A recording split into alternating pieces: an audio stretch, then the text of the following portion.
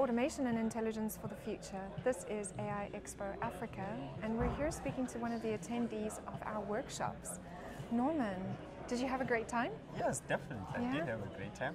What were the workshops like? I attended only one workshop, which was titled The Theory Behind Neural Networks, Wow. which was hosted by SATEC. Okay. It was a great experience. We got to learn about the platforms and all the clouds. Awesome. And you're a student. Are you studying comp-sci or? I'm researching in computer science, new to the machine learning experience, and the event actually gave me an exposure of what to look into and how to approach my research. That's brilliant. So it was a great workshop in terms of giving you some foundation. Yes. Awesome. Exactly.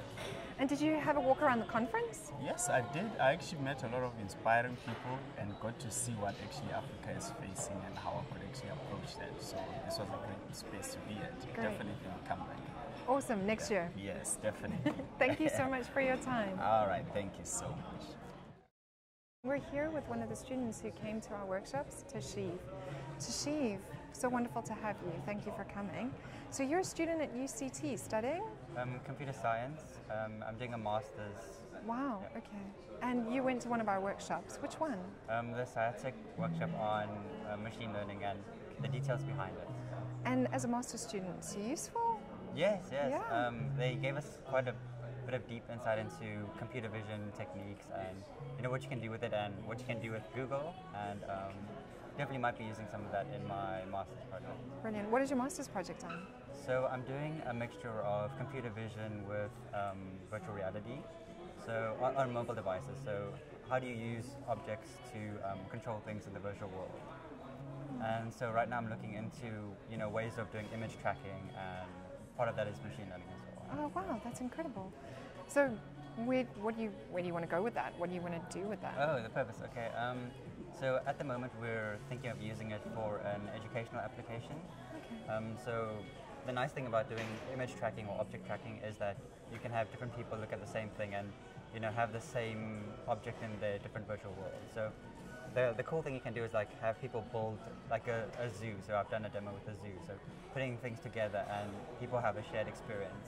And the idea is that we can use this for education, different people sharing an experience and learning something together. That's amazing. So almost cross-country, cross-platform learning. Yeah. That sounds really exciting.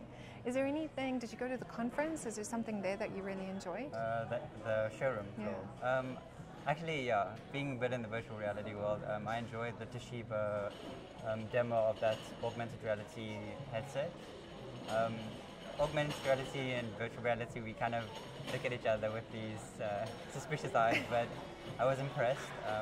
It's very exciting to see that technology is already here, and I can experience it, and I was very grateful to have that chance.